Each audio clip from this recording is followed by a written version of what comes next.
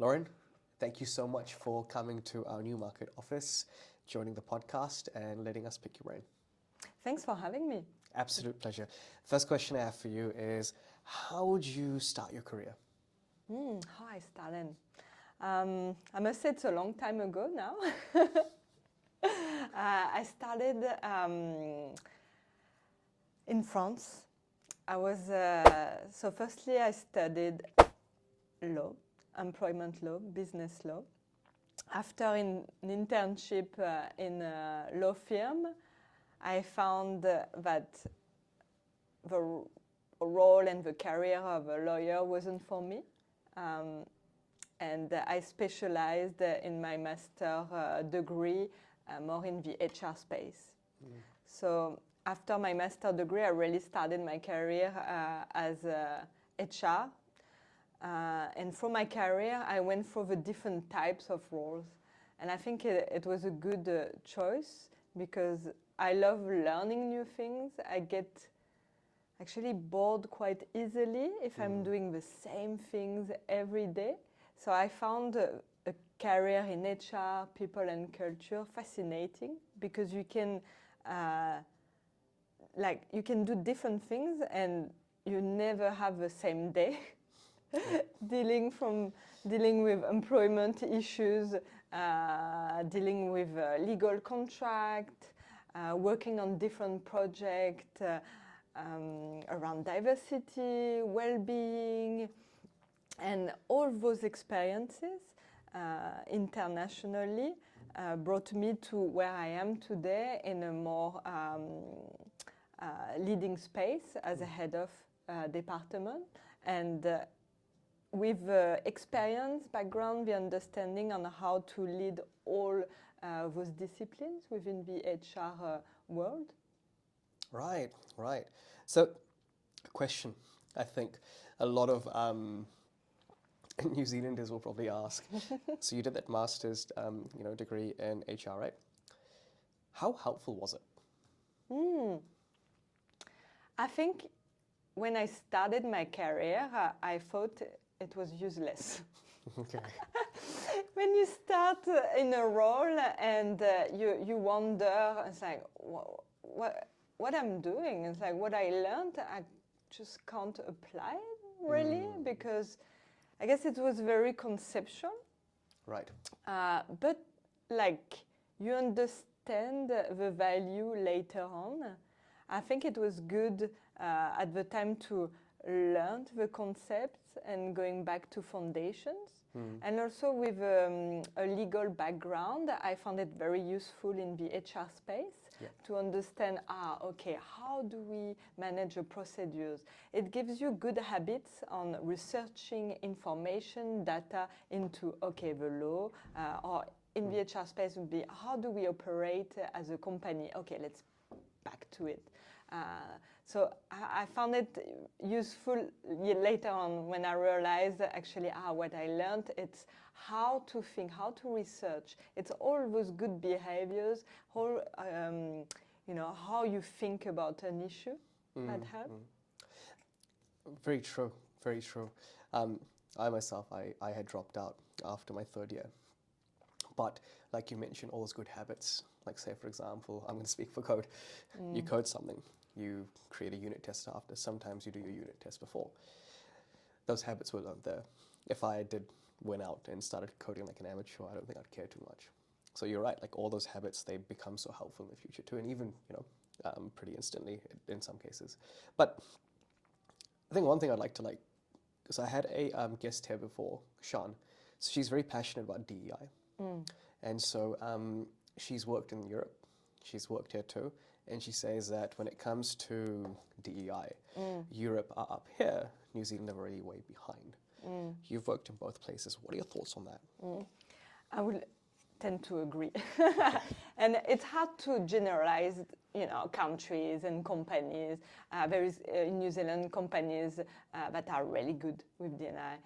And there's such an amazing, New Zealand culture as a country, very diverse, especially Auckland, where I live. I think the population is diverse, and it's what I like about it. So companies are diverse. And so I think, New Zealand, some companies are doing well. I think we don't speak enough about it within companies. But my thoughts on it, I found, again, from my experience, so it's personal thoughts. From my experience in New Zealand, I found that there is many companies that are small to mid-size with lots of business owners. So they didn't study business leadership, they just created a business or a product. So they are good, with a product or with sales, they know how to sell, but they haven't been on the journey of what is it to be a good leader. What does it mean for the people I employ? What does it mean? How do I treat people? So there's a lot of those business owners that they will say, okay, oh yes, very important diversity, of course. Nobody's gonna say, no, I really don't care. They always said that, but they don't understand the implications. There was no work behind. It's like, okay, how personally, what do I do personally to help the situation? And what is the benefit on my business? And I guess in saying that, like, one of the things that we kind of discussed, there is a return on investment statistically if you are diverse, equitable, and also include everyone.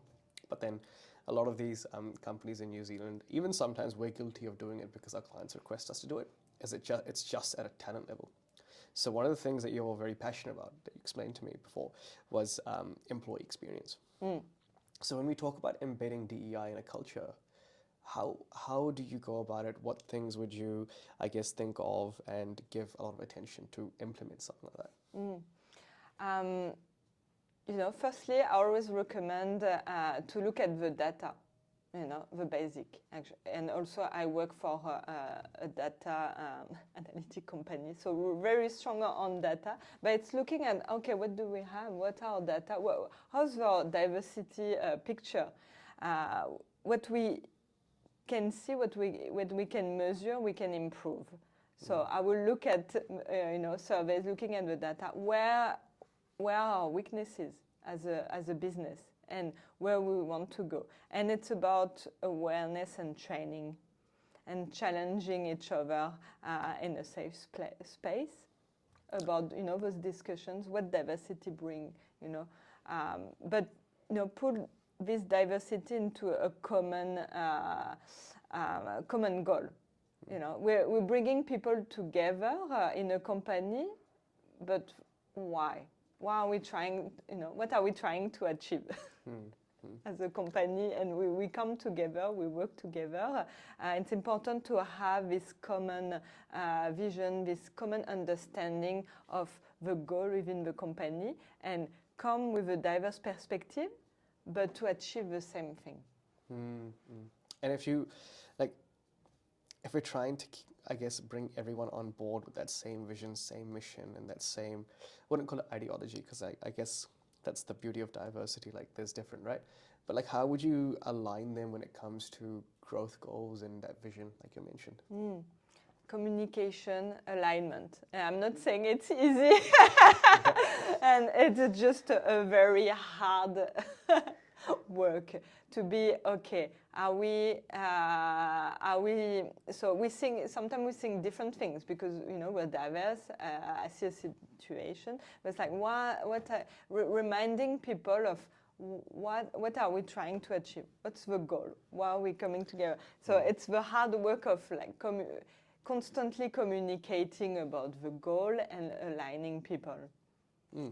And remote, right? Remote, fully remote. That's Matomo. Matomo is fully remote. So this is something that I get bulldozed with. How do you do this all when you've got a remote team? From their perspective or from others' perspective, it's harder. Yeah. I don't disagree. It's kind of like if you don't know what to do, it is hard, right?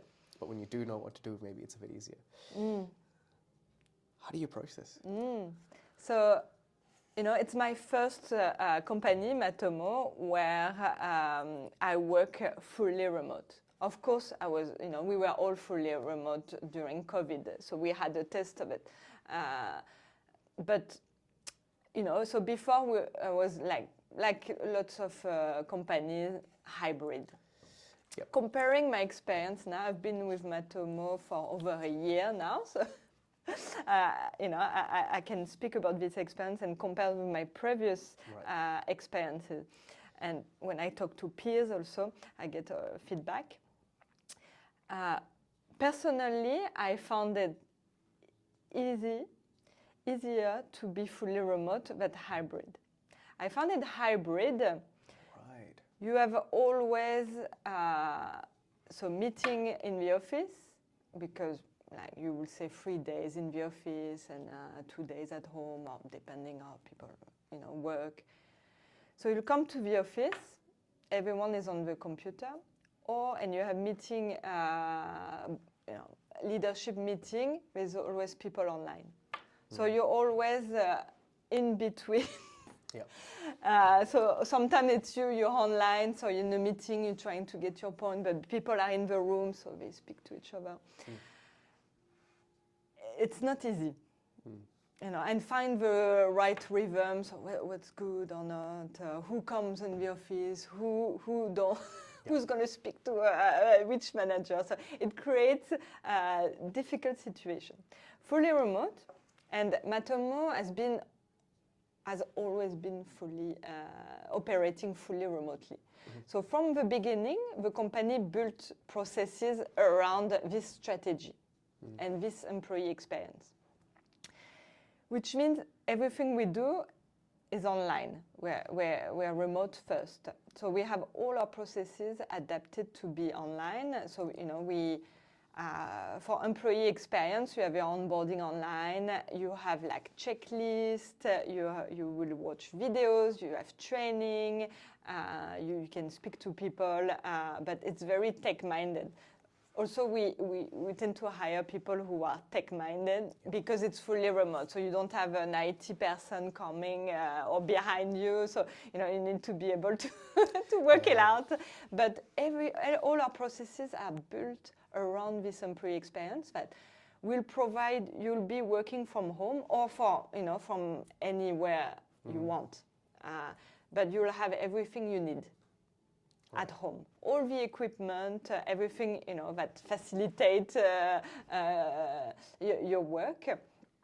We provide allowances for working for co-working space. Some people will prefer. We encourage also people to work from co-working space from time to time.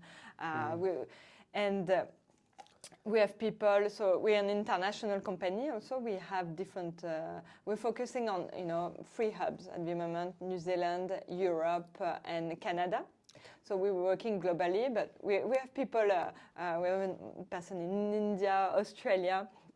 So we're working globally, and people travel also. So we attract people who can travel. Or different type of people. For me, it's funny. We asked our employees. We had a company summit because we're fully remote, but our value is remote, not distant. So we encourage connection online, but we meet in person. So we have, but it's not just on. You'll meet because you go to an office because you have to go to an office. We meet in person to create a connection, to work on a specific topic. So every quarter, you will be able to work, to meet people within your regions or travel to the regions and meet your team when it's possible. So we do that regularly. And earlier this year, we had our first company summit where we all meet in person in our different regions. So we had one in New Zealand, Auckland. We had 2 days with workshop and team building, one in Paris and one in Chicago. Oh, wow. So it was really fun. And it's where the culture comes alive, when you're like, oh, okay, we work remotely, but we have actually built this connection. Yeah. And it's even amazing when you meet in person. Absolutely. You create such good memories. So we're trying to, work around this strategy. With fully remote, we give you, the flexibility to work wherever you want. Basically, but you'll have everything you need, and you will be able to connect in person with people. So it's how we're doing it. It's I wouldn't say it's perfect. I don't think any companies are perfect, or like I don't know if we're doing it amazingly, but I can tell you people are engaged. We have I started to measure people engagement and happiness for the ENPS score. Okay. And last year we started to measure. We were plus 17, which is an okay score for a tech company. We are now at plus 45. Oh, wow. So, for a fully remote company, I think the data must say something. We're doing things, we're trying our best, and it's not done. We want to implement more things. The thing, we're constantly thinking about how we can improve the employee experience. What can I do as a leader in a company, as HR, and as an employee? We tend to forget that HR is an employee, but I'm an employee too, and I care about my working experience. So, and I want the best. I want the best for my team. So constantly thinking about what can I do to improve this experience. And so that NPS score increase, what do you think were the reasons why that happened? So I came into Matomo business a year ago, and they didn't have any HR before. Okay. So we're starting to build the proper foundation. The company has been around for 16 years. So it's not a new startup, but the growth, a significant growth, has been happening 2 years ago. Okay. With the development of the market, and so with the development and the growth of the company, the need of having an HR, people and culture department. So started to build, more processes, performance management, new benefits. So this year we introduced a new health insurance. We hired more leaders per department. So we have a really good team now. We have very talented people who built a really good product. I mean, we had founders, Matt, the two founders, Matt originally, and the CTO, who built an amazing product, started as open source. So there's a great vision, great purpose around the product. And now with the company growing, adding more people, my role is to help and build the foundation to help the business to grow further, attract, retain the best talent, create an amazing culture to be able to innovate, perform, and growing internationally. So, it's coming, building the foundation, having those leaders who really care about the people and develop them. One of the key things I picked up here is that in the past year it seems like there's been like an organization restructure, as if like a tidy up, like you've added leaders on in departments and all that. So this has all happened in the last year, which sounds like a lot's happened. So how did you approach this? And if you were to give advice to other, head of HRs out there, what advice would you give them if they were to come into a company that's, again, done so much, been around for a long time, and just needs that, I guess, structure? Yeah, it's a good question. So I had my experience, also my previous experience, we're in tech and in this growth mode. So, I came with past experience into this business about, okay, how do we do to, grow the business? So advice I will give it's to, really spend time understanding the business.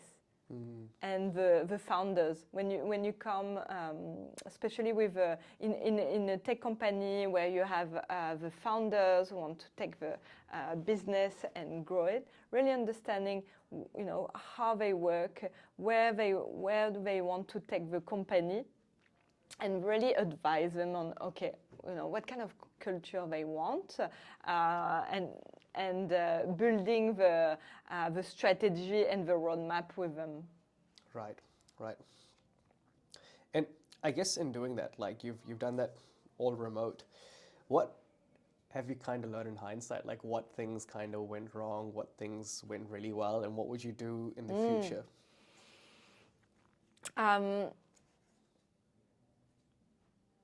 I think, the difficulty with being fully remote is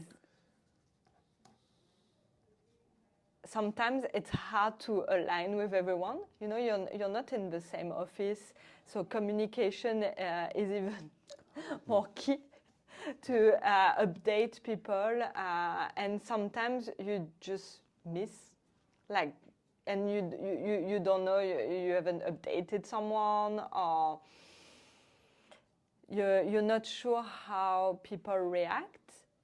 Really, behind the screen, if people don't tell you. So sometimes, the difficulty, you miss some cues.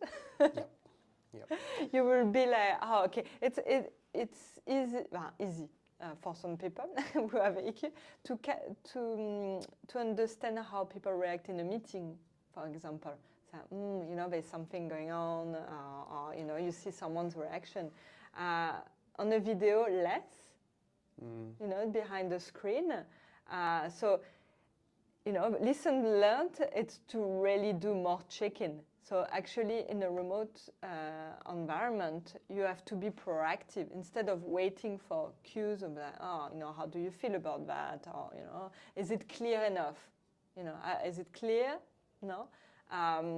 You have to be proactive and ask very critical questions and book meetings. Proactively. To proactively ask those questions. Was it clear? How do you feel about that? And I guess like that's one of the challenges communicating. The one other challenge that I've seen ourselves face, and then even some of our clients too, time zone alignment in a remote environment.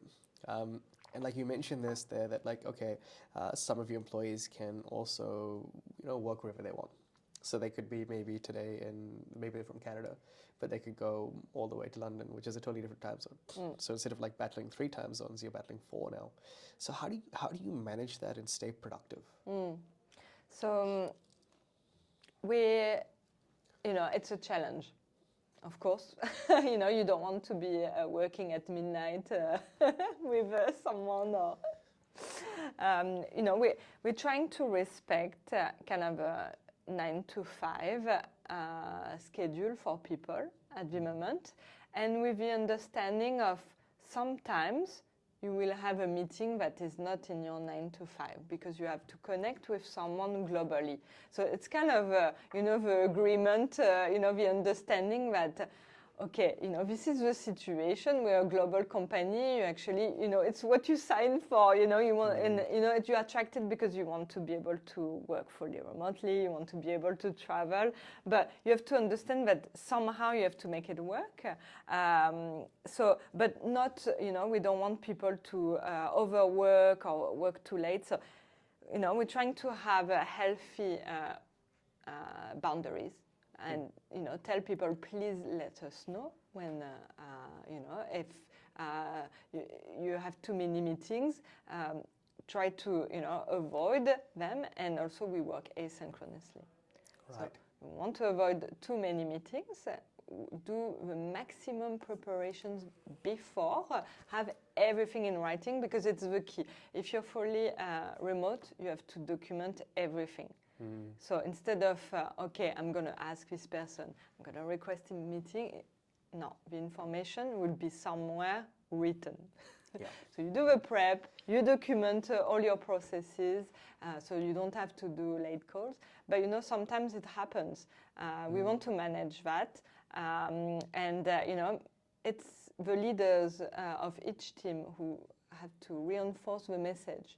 Look, if you have a call at 9 p.m., please take time the day after, manage your work, and we have our processes. We have weekly meetings, so everyone has a weekly meeting with his manager, an hour per week. So this is you have an hour, you connect with your lead, and the lead needs to go for those questions. How do you feel? How's your time management? And for dealing with different time zones, if there is this role, for example, we're gonna hire customer support, and we will be trying to have a 24/7 roster. Some people will be working different hours, but we agree before. Like in a hospital, sometimes you have to work at night. But no, we're very conscious of that, to not have people overworking, trying to adapt time zone. That's why we're thinking we really want to focus on only 3 time zones. Yep. So it's difficult. We still, we have this startup mindset. So we're trying things also. We're asking, we're getting people's feedback. We want to try to also, because people have weekly meetings, and for the recurrent meeting, we want to adapt the time. So if you work in France, maybe if you have one late meeting, the person in New Zealand will adapt, and you will not have a late meeting every week, but your manager will be the one having late, so you alternate. Right. So we'll try that, and we're really conscious about about it. It's not an easy thing. Yeah. And you mentioned being dominantly async with comms. I feel like that itself is a skill. What are your thoughts on, I guess, getting async right? Oh, wow. Getting async right. Constantly reminding ourselves we can work async. Because you have a tendency to, we all have a little bit to be like, it's kind of easier in a meeting if I talk to the person. That's true. That's true, yeah. But it's really, to make it work, it's defining, okay, what do we need to do async, and when do we need a meeting? Like, when do we reach the point, the default answer, will be, we work async, so everything we work on will be, we use wiki Atlassian, so everything will be in a wiki or Jira. Right. So we'll need to find the discussion, what's going on in the wiki, so it will be our prep work. So, and it's what we're doing at the moment, and it works well. We pre-work before async, and we maximize async. And we will come together to connect and align and come to a decision. Right. You can't come to a decision, especially if it's complex, you will not come to a decision async. It will be very difficult, especially in a diverse team. Yeah. Diversity, I don't think works well async. Yep. Because again, it's you're making it complex, right? And explaining your thoughts, explaining your thoughts in writing, it's good. But how do you have an argument in writing? Is it going somewhere? If you fight with your partner over a text, do you think you come to an agreement? Right? Hardly ever happens. No, you have to have a discussion, and you need those arguments. You need those, conflict to make decisions, to hear about the diverse thoughts. I don't think it works in writing. You do the prep work, so you write, you put your ideas forward, you explain yourself, but it's good for prep work. You need to actually have a discussion to come to a decision. So how do you kind of decide that, okay, this conversation or this topic, right, will be async, or no, let's actually jump on a call? Is there like a specific decision-making process that you guys follow at Matomo, or is it just a feel? Yeah, I guess at the moment it's a feel still. I must say we're still working on how to how to take decisions. Yeah, I mean, it makes sense. Like, you just don't know, because it's also like about the other person too. How do they interpret it? It's like maybe you might send like a 3-page email and go, I've put everything in it.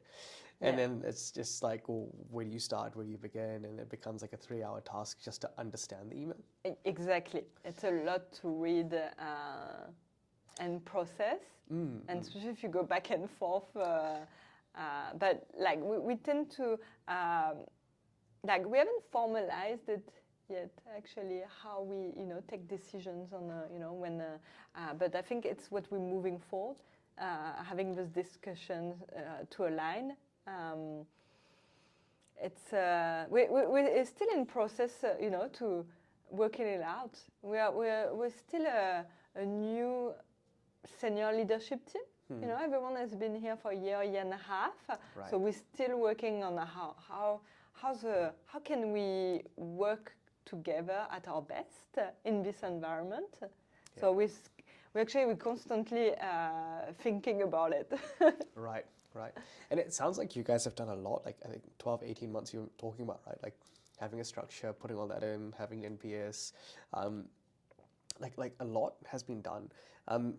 One of the things that comes to my mind, in particular remote work.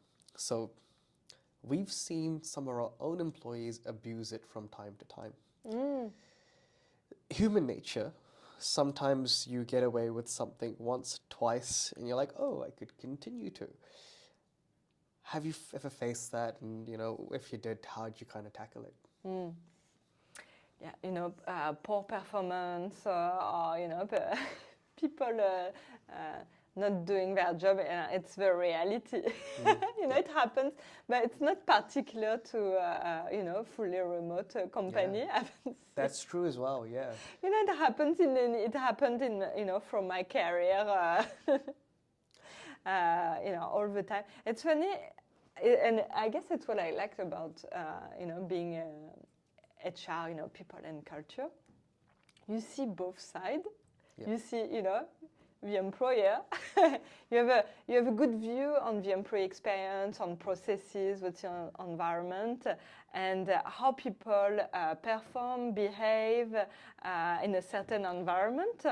And you tend to, from my career, I tend to have seen many types of people, many types of behaviors. So people, not motivated, not working at their best, or, it happens all the time. It's not particular. I haven't, I'm sure people at Matomo, because we are flexible, they will take some time during the week. We are flexible, so there's no one behind you. Looking and saying, oh, okay, how long have you been working? But, at the end of the day, you see what people are doing with the work, the impact of their work. So we're very careful of, building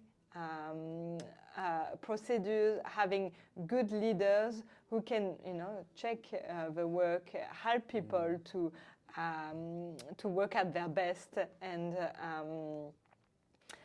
have an impact in the company. But those checkups, what do those checkups look like, and how is it implemented? Everything is online, so you tend to see what people, are producing, are contributing to. So, all our processes, but saying that, you see the impact. We have leaders, you have check-in every week, so you see the progress. It's putting in place also good objectives, so clarity on the objectives. What do you need to accomplish? What do you need to do as a team? So we really, one of our value is working as a team.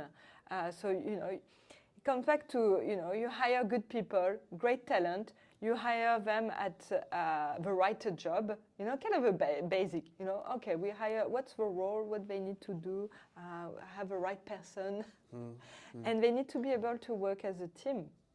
So as a team, when you have clear objectives, say, okay, we need to achieve that. How the leaders need to help the person and say, okay, how can you help and contribute to achieve the goal? And in saying that, like, how you're like aligning everyone and they're all coming onto the same place. One of the funniest conversations I had last Friday, you're probably gonna laugh. I don't think this is what I heard. I don't think we can, because this is for a team that's global as well. And they're like, I don't think you can like go into a room and whiteboard over something together because you need a physical whiteboard. And then I was like, I didn't say anything. I just left it as is. I mean, there's awesome tools like Miro, all sorts of Zoom has Zoom a has Miro board, but exactly. there's lots of tools online. Yeah. Like, what tools has Matomo used to actually make remote work life easier? Like, what can a lot of these people just don't know there's tools out there. We use Slack, Microsoft Teams, Miro board, and every team has like specific tools. Product team, they just use the latest tool. One thing, so we will be using tools, but we are very careful with security, privacy. So one of the things that is specific to Matomo, it's our DNA. We'll be checking if it respects your privacy as a user, if it's secure enough. So every apps, everything, every tools we're using go for lot requirements check. But we are open to use any tools that can facilitate the work. And Matomo is like that kind of company where their product, right, is to actually help you protect your privacy. So it makes sense why it's really good because some companies, what they do is they don't practice what they preach. So it's good to see that Matomo is doing, they're practicing what they preach. And I feel like that's also really good for culture as well within the company, because when you do see the company doing what they pitch and preach, it kind of like comes into, like you said, like the DNA, right, of the company. So like in terms of employee experience, like you mentioned, like the summits, and then of course like regional meetings and all that. When you're doing the regional meetings, who facilitates it? How is it done? And what actually is the meeting? Like, what does it look like? So regional meetings, so we have team meetings for regional. So the team meetings, there will be the head of department organizing it. So they do workshop, and it depends on what's the theme, like what's going on within the team at a certain time. We will talk about strategy, do review of how it's going on, do team building. Right. We have SLT workshop, so we meet in person with the SLT, and same, we will have different topics. What I'm putting in place on the people and culture front, I'm organizing at least half a day or 4 days around people and culture, how we do things, and training. And so how, so that's the structure of what you do it. And so regional, those meetups, are they done every month, every quarter? Or? Every quarter. Every quarter, yeah. Right. And so this is something you've recently started doing, as in like a year and a half ago, right? Exactly, yeah. We put a budget, and people are able to catch up. Right. And we'll do a company summit every 2 years. Right. Where everyone meets at the same time. That's actually a pretty like even for your smaller startups, like every 2 years summit, and then every quarter just meeting regionally. It sounds quite feasible and sustainable too. Like it's something that could be done, like even for a startup, I think. Um, it's a strong, solid approach. I'm gonna go back and think about it as well. Yeah, quarterly. It's quite a good rhythm. It's easy to organize. Having a quarterly per team and having also a quarterly meeting just to catch up. So we organize lunch. So people go for lunch, or they can catch up in person, and also they can have go to co-working spaces whenever they want. So we have a few people in Christchurch, so they go to the same co-working space cool. once a week. And we encourage people, we have a budget for that, to connect. So instead of having set days, you go to an office, you just create those moments when you need. Maybe sometimes you want to discuss in person about something, or you just want to connect and do an activity. So we're proactive, we create those moments, but yeah, whatever you want, instead of applying, okay, you'll go to the office at this date. It's not prison, it's real life. It's not prison. Yeah. We're going back to, people sometimes not working, not performing, or, it's like, you can be present in an office, be at your computer, but completely lost. Okay, thinking about what you're going to eat, or not be present. So, going back, it's not because you're in an office in front of your computer that you work more or less. One thing that came to my mind was team building with a remote team. But have you ever, at Matomo, ever done team building while they are remote? Like during lockdowns, it was probably difficult to do the regional meetups and everything. Like, were there any team building activities that you did while everyone was back at home that was, relatively good, or was it not as good as meeting?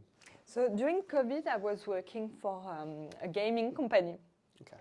Video game, PC, and Rocketworks. So we actually, being in a video game company, we played lots of games. Nice. So it's like so many fun games to play online.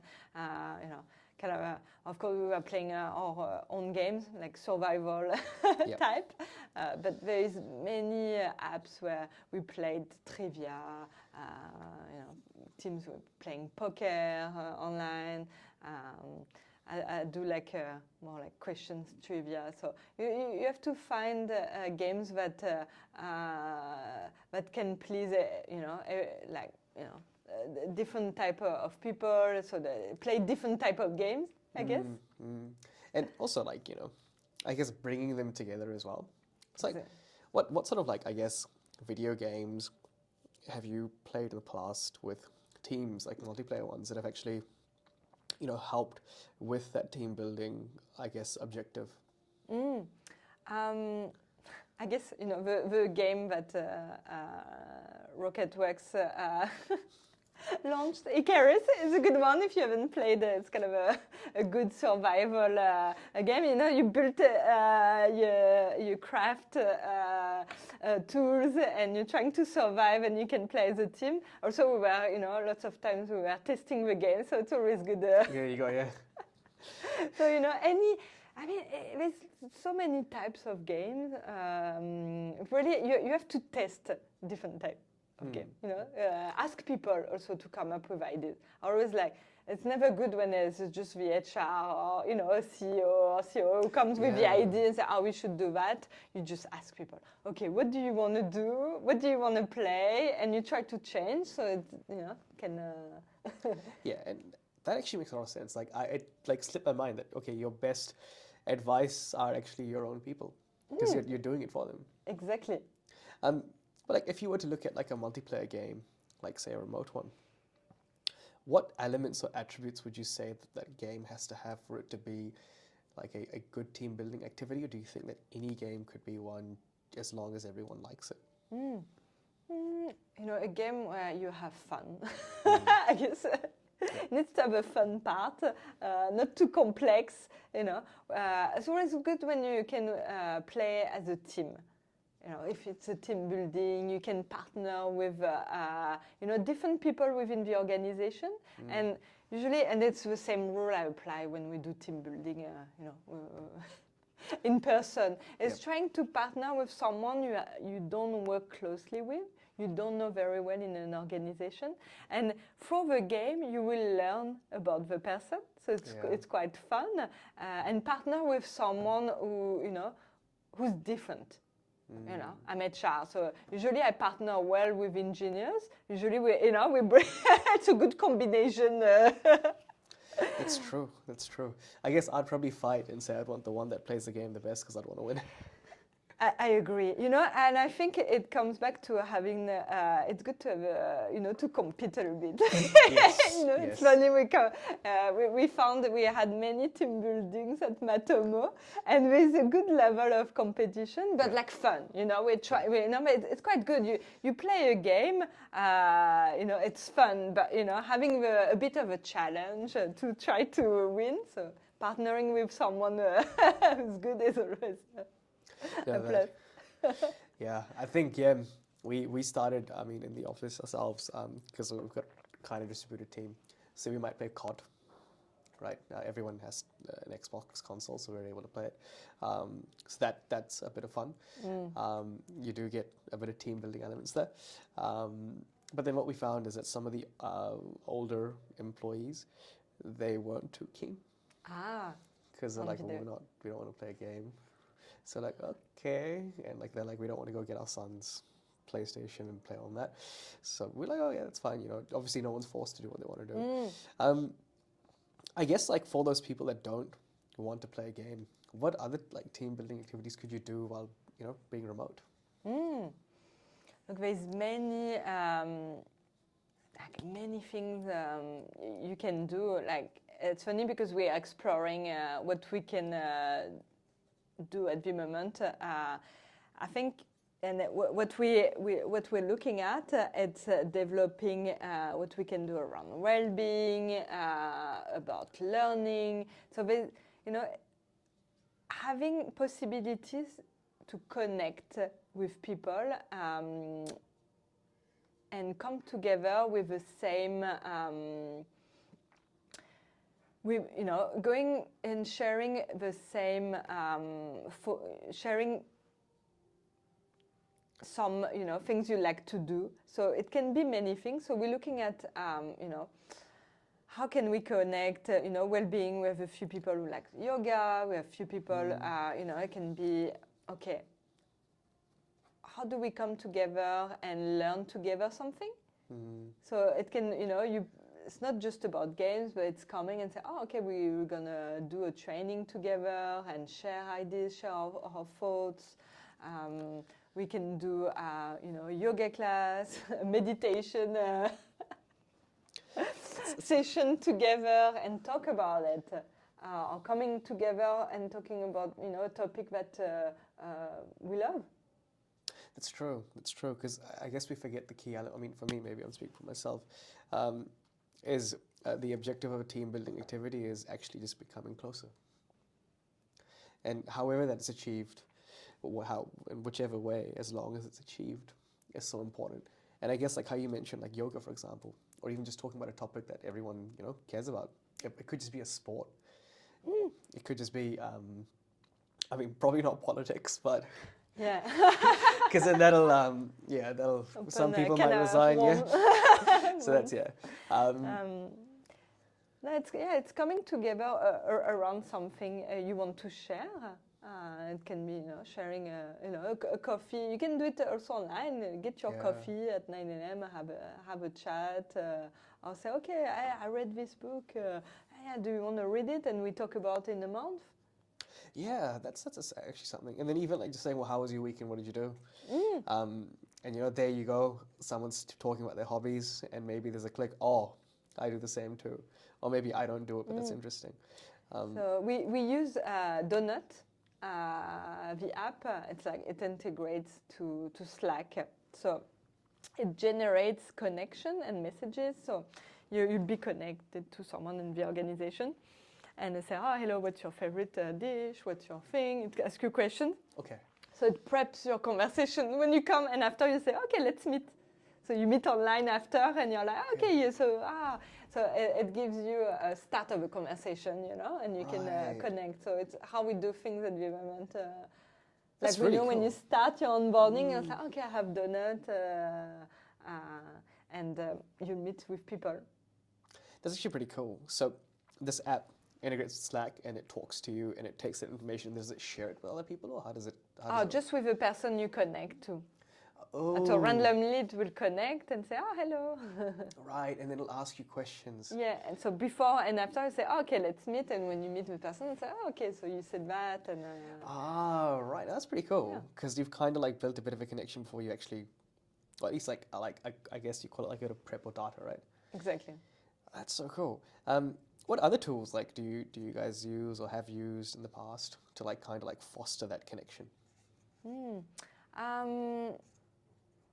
No, just like in Donut. Donut. Yeah. Okay. So Donut's been pretty good. Okay. Yeah, Donut has been pretty good, but I'm looking at other tools. So I'd like to add more fun and more things we can do around well-being. Yeah. So it's in progress. Gotcha. So one of the things you told me when we first spoke is that you like to approach the HR experience, employee experience, like a customer experience. What does that mean? What does it look like? So it means listening to people, you know, giving feedback. So put in place, so we last year a new HR software, so we're using Bamboo HR. And within the software, you have employee survey. So you have the ENPS and well-being survey. So you have two surveys that we run quarterly. So I gave a lot, and it's anonymous, so I get really good, concrete feedback. And I'm really, careful about the feedback, what people say, and really align my people and culture strategy with the business, where we want to go, and how people react to it. Right. And that's so true. Like, in order for you to get product market fit with a product, right, you've got to listen to your customers. And then the same, I see you applying with your employees. Some things I've seen some companies struggle with, and to be frank, we've sometimes also struggled with it too, is even on an ENPS survey, the other person might not be telling us what they're really feeling. How do you kind of overcome that? Do you have a tactic? Is there anything you do specifically? I would say it's very, it's the basic of, asking people directly. So, it's hard to ask, for me 50 people, but it's being close to the people and getting close to the leaders and really asking the right questions. How... and trying to get deep into what's going on, how do you feel, how as a leader I can help you, to perform, feel better. So it's actually asking, we have team meetings, so it's being present during this meeting, asking the questions to people. And then when you get all that, I guess, feedback, how do you, I guess, structure it? And then take all that feedback and then start implementing changes in the company? Like, do you have a specific formula or decision process? It's discussing the result with a senior leadership team, and say, okay, what's the data, what's the survey is telling us? What do we need to work on first, the priorities? Right. So I guess it's taking that data to senior leadership, and then I guess like it's a group thing. It's a group thing because it's hard to sometimes you have a good score and you have negative comments, and it's hard sometimes. Like people are very outspoken and but sometimes it's just one comment. You have a good score, you're trying to do good things, you create a good environment, you create a good structure for the organizations and for everyone. but it's hard to please everyone. Yes. You Yeah. have always people, some people, they will never be happy, or, they're unhappy with something, or it's very hard to know. Also, we're complex creatures. It's what I learned from my career. Humans are complex creatures, and sometimes you do your best. You create good systems. Perfect, I don't know, but you're trying to be good. And some people, they are unhappy. I don't know if they are really unhappy with the job, or maybe it was good for them, not anymore. And you always have so it's like looking at, okay, I have one negative comment. Is it really what pictures the reality, or a trend, or just one person maybe not performing well, not at the right job, or it's just an individual comment? How do we approach that? So it's all those questions. If you do get the negative comment, how would you approach it? What would you do? I always go back to the leaders, trying to. So we have also all hands every month. So we have a monthly all hands with company news from each department. So each department communicates the news, the strategy, and I communicate when I have the ENPS or well-being survey. I talk about the result. I never talk directly. I don't publish the actual comments, but I will disclose the themes. Okay. And if there is a negative comment, I will take the theme. And if it's something we need to work on, I say it. I say, yeah, I agree. It's not, we're not at best.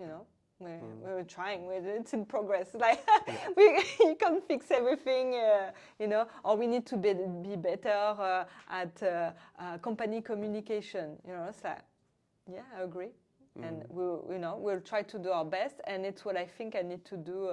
It's like well-being, connecting. We're putting it. We have things to be able to connect more. But there's people who want more, and I agree. I'll try my best to have more tools, be even more careful, be more innovative around well-being. How do we promote well-being in a fully remote environment? Yeah. Do more check-ins. So I will disclose. I will say, okay, yeah. This is the theme. I know we need to be better. I'm telling you, we're trying. It's in my strategy. We need to think about, or we'll say no. This is not possible. We'll not go for. Yeah. I guess just being straight honest is obviously a good policy as well. Yeah, we for example, I give you a concrete example. We have people asking, oh, I want membership reimbursement, gym membership reimbursement. I'd love to, also, but financially, we can't reimburse everyone individually. Okay, and globally. Yeah. Imagine the number of invoices. So there's tax complications with a global environment. So I'd love to, but we have to explain that, no, sorry, we can't do that. So we need to find an alternative. So it's about communicating what you can do, what you can. You're so right. Because like you mentioned there, just doing that, say for example, New Zealand, something I'm super passionate about. I want to actually write off a gym membership for all the employees we have, but we can't. If we do, we have to pay FBT tax. Exactly. And people don't understand that. Yeah. And it's just like, well, wait, this is actually turning out worse. It's better if they just pay for it themselves. Yeah, exactly. Do you prefer the money? Yeah. Do you prefer we pay more? Yeah. You get a bonus? That's easier. A bonus is easier than actually just reimbursing them, which is it's crazy. We even do Prezi cards. So we do Prezi or Amazon card for, so they don't get taxed. Yes. Yeah. So actually, sometimes we give a choice to people. So, do you want a bonus, or do you want a Prezi or Amazon card? So you get the full amount. There you go. Exactly. Yeah. So we do that as well. But yeah. It's tough choices, but you need to educate, you need to communicate people why, It's so important, how you mentioned there, that okay, this is probably something that I struggle with too. I just assume, come on, you do know that there's taxes on it. right? There's another way we could probably, like you have the Prezi card, right? Or we'll probably just give them an allowance, maybe like a JB Hi-Fi card or something. That's tax deductible. That's a genuine bonus, and they get the most of it. But then, like, it's just having that conversation. Like, from our perspective, sometimes we just like, oh yeah, they should just understand that. But people don't sometimes. They're just not there. Like, you do have to have that conversation. But yeah, I feel like that's where tax systems in New Zealand, I don't know about other countries, really lets us down, because all this well-being stuff that we want to do will actually help us increase our productivity. In New Zealand, our output per hour is $17 less compared to other OECD countries. It's a data I see all the time when I go to HR conferences. Yeah. I always see this data, but and it's funny. I saw an ASB bank ad saying the same thing, that New Zealand people are not productive, so they want to work on it. But they work, so it's the saying, work hard but less productive than other countries in the OECD. Yeah, that's right. Yeah, it's an economic measure. Yeah, and it's crazy, like, because the funny thing is that we're actually working more hours here, yet our output's not as high as it should be. Whereas these things like well-being, like, going to the gym or going for yoga, it helps your mind clear up. It helps you stay more fit. There is scientific evidence, at least from my understanding, that it helps a lot. Definitely. Well, it's a must. I book time in my calendar.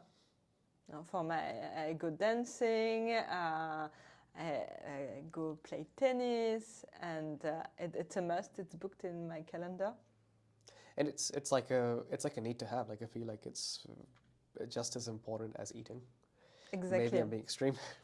No, exactly. It helps you to think better, and be more performant. And yeah, I mean, that's one thing. Like, if anyone from the tax system is listening, please do something that allows companies to actually give to them, because I feel like companies are wanting to, but it's just not, like you mentioned, those things like the tax system, the compliance, and all that. It's just not possible. But having said that, like, with, I guess, like having a global team, one thing that I'm very curious about, like, if there are other New Zealand companies out there that want to go, even Australian, that want to go recruit globally, what sort of tactics have you used? What have you learned from doing it? What can they learn from? I think it's important to look at the local data. How do you have enough talent where you want to hire? How's the talent pool? How much do they get paid? So looking at what are the local custom? Thinking about, are you internally ready to hire internationally? What are the tax implications? Have you thought about it? Do you want to hire in different places, or do you want one hub and create another office? So it really needs to be tied up with your company strategy. What are you trying to do with your product, or your market? So I think it's the same as going into a new company strategy. Is it worth it to go to hire people in another country? And I will really look at the data. Hire. If you want to develop kind of an office in a new market, look at hiring the first people that can build the company. A people manager that knows the market, a good general manager, a good HR, always worth it. Yeah. And talk to people in the market that can help. I know in New Zealand, for international company, people want to hire in New Zealand or open new new businesses in tech, NZT is really good. They have lots of experts that can advise you. So try to find the same thing, your partners that can inform you of, how do you do business within the country, within the local hub you want to expand to. That's good advice. And I like how you mentioned, are you internally ready to actually go, higher globally? Because with that comes, like we were talking about time zone differences maybe. And then, of course, like in some other countries, there are different cultures and the ways they do things in Texas as well. But like internally, are you like, sometimes you got to ask yourself, are you actually ready for it? So I guess like when you joined Matomo, were they globally staffed at that particular point, or did they become globally staffed after you jumped in? It was already global. We had a few people overseas. We just added more people. Okay. we grew more in Canada since I Right. joined, and my talent manager is in Canada. Okay. She's doing an amazing job, hiring exceptional talent. It's a really good talent pool in the tech industry in Canada. So she's been amazing creating the strategy and hiring more people in this hub.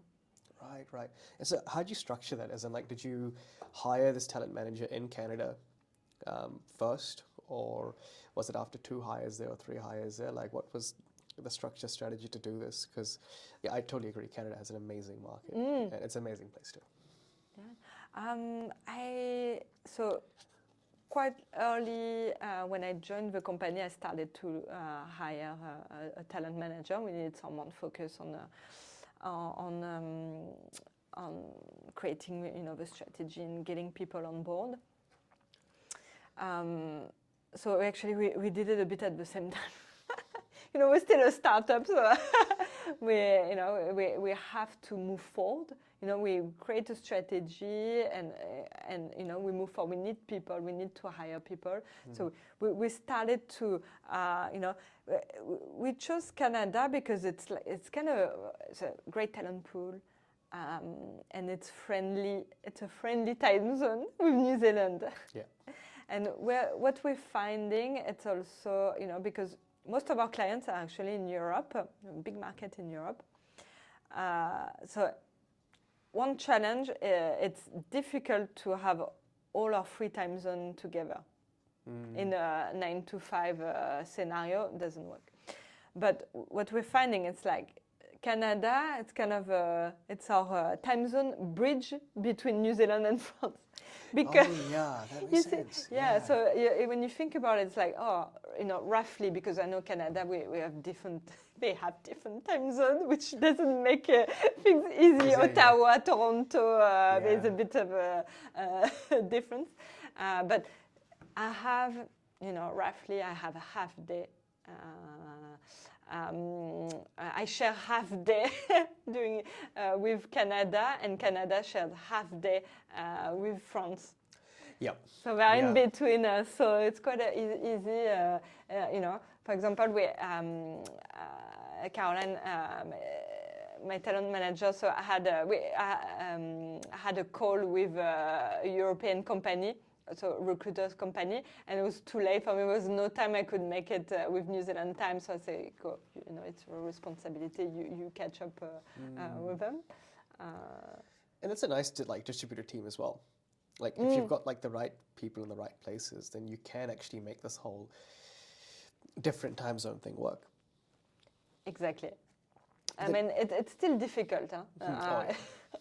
That's it. Because sometimes you need the meeting, so or you need to catch up with.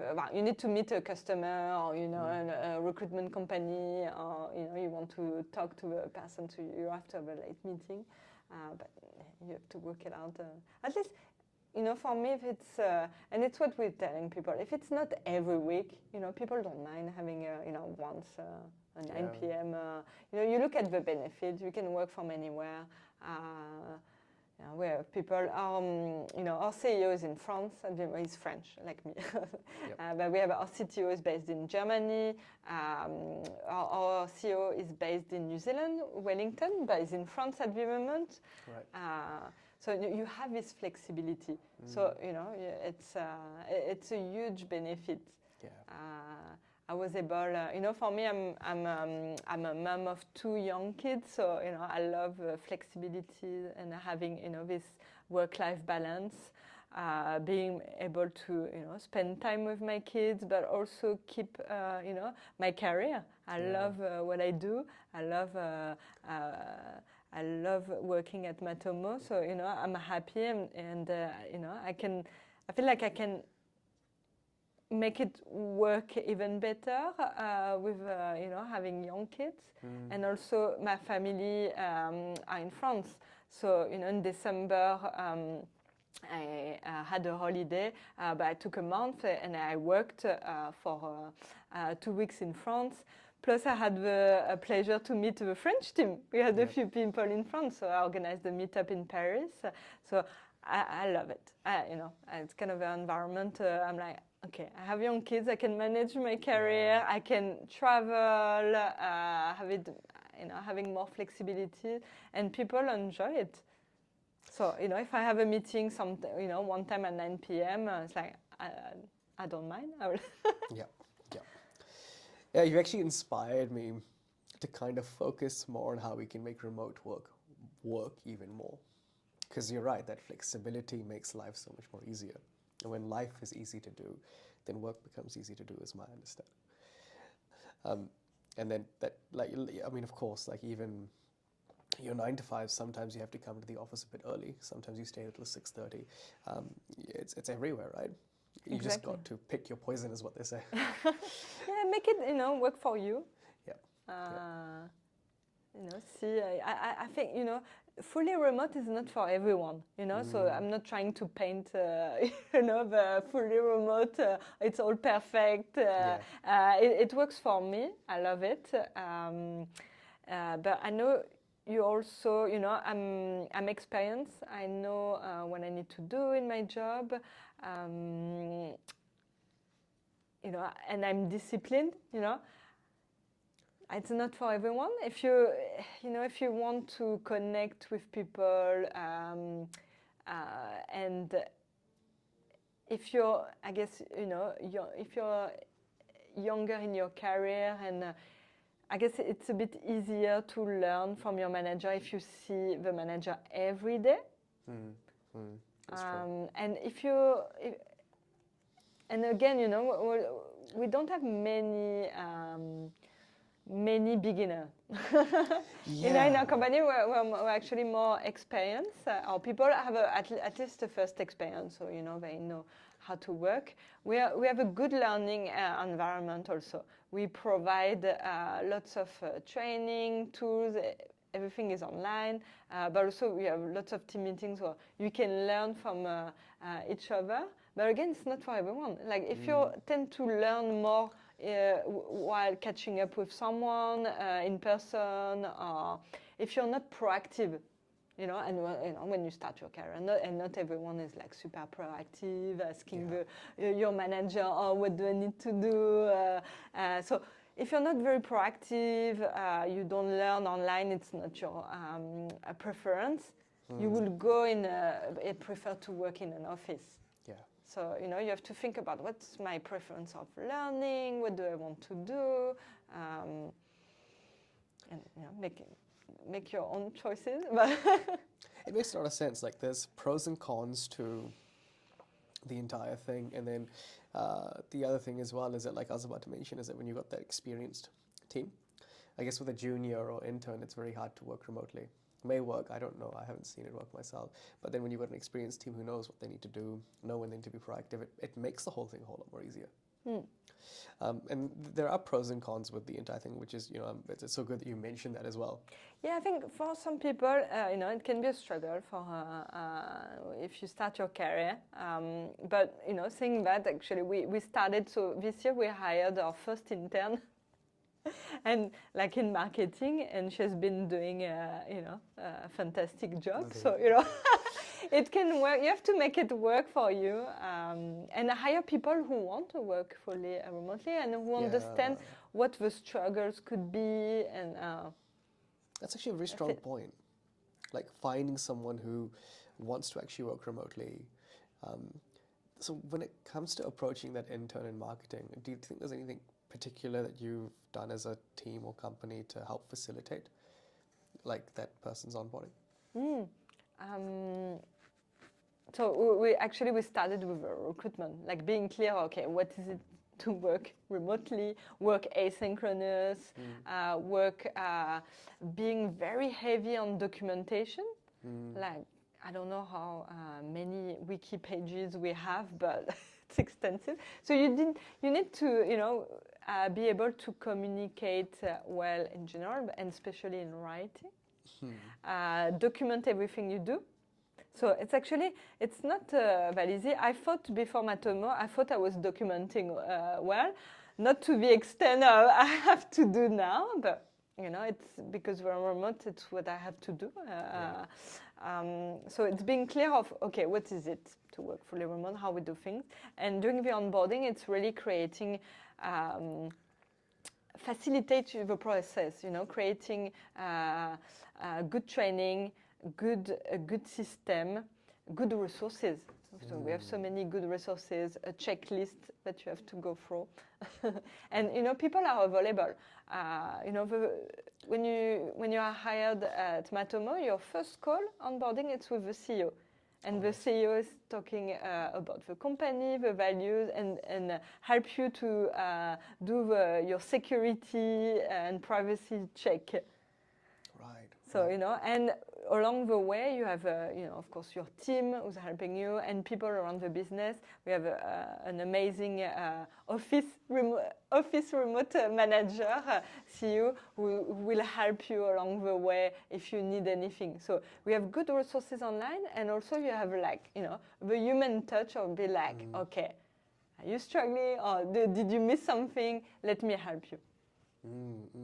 And I think you've just myth busted my idea of it's hard to hire interns or junior people remotely. It can be done if you've got the resources. And when we talk about resources, we're not talking about having a lot of funding or anything. It's just like, okay, I have like that wiki you talk about, right? And I'm also very curious to understand, like, when you talk about documentation before versus documentation now, what's different? It's the extent. So every processes, everything is documented on the how.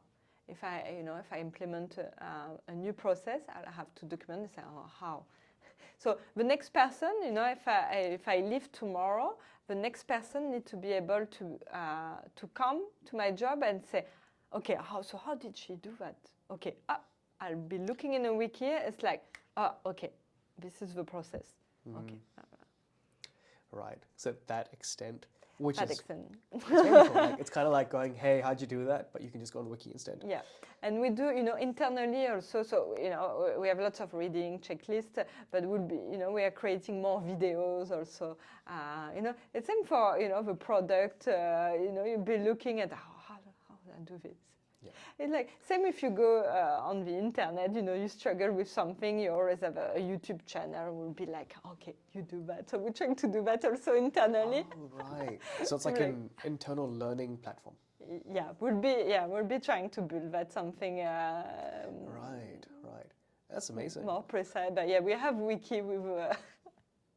So my take from this is that to have a good, not perfect like you mentioned, a good remote team culture and thrive with productivity, obviously the wiki is very important. Or I guess there's other types of platform you can use to document, but yeah, wiki it's actually really good. To do the entire thing, track it too. Track everything, track your processes. No, that makes a lot of sense. So I guess last question for you is, in New Zealand or even globally, what would you want to see more of in recruitment and in HR? That's a good question. I'd like to see more leaders being trained, being curious, to think differently, think about how they approach culture within their own company, think about what kind of responsibilities they have as a leader, and not and it's something I do myself. I come with experience now in my job, but it's trying to understand that sometimes all the recipes don't work, especially in management, and things. It's not because you were used to do things 10, 20 years ago and you were successful, that it works now. We went for a pandemic. We went for, really stressful environment where you didn't know where the world was going. So it was really stressful. So we learned a lot, I think, from that. And what I'd like to see in New Zealand and everywhere in the world, it's like, what are the lessons learned from that? What kind of culture we want to create for people? Do we want to do like before, do the same thing? So everyone is coming back to the office and we work like that and we don't change our method. We are like, nothing happens. We're doing the same thing. Like it worked before. It's like, no, I don't think the old recipes are working. So I'd like to see more innovation, think differently, listen to the younger generation. Was like, no, I don't want to do like my parents, working, coming late at night. I'd like to see leaders and companies driving culture, from the front. At the front, being now we want to do things differently. We want to help women in their career and offer an environment where everyone can work at their best. I totally agree. I think innovation the way I see it as well is that innovation in recruitment, I think, would be very nice, like candidate experience. I feel like a lot of companies don't give it attention. It'd be nice if they do, even though, a lot of people say, oh, we're not hiring them, but that doesn't matter. One, be ethical, be a good human. Exactly. And then three, people talk. Yeah, exactly, and you see it on TikTok, and people know, especially the young generation now, they are very outspoken, and they know the bullshit. Yes, exactly. Of the company, they've been for a recruitment process, they know the same questions, long recruitment process. And it's hard, but you have to innovate and you have to change a bit your mindset. Yep, I totally agree. And much of I think the future would be that. But Lauren, thank you so much for coming here, letting us pick your brain, and for you speaking to your mind as well. I learned a lot about remote work, also treating an employee experience as a customer experience, and team building activities too.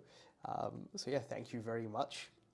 Thank you. Hope to see you again some other point as well, and maybe do a second podcast later on to see how the ENPS scores goes even higher. Thank you so much. It's truly appreciated by me.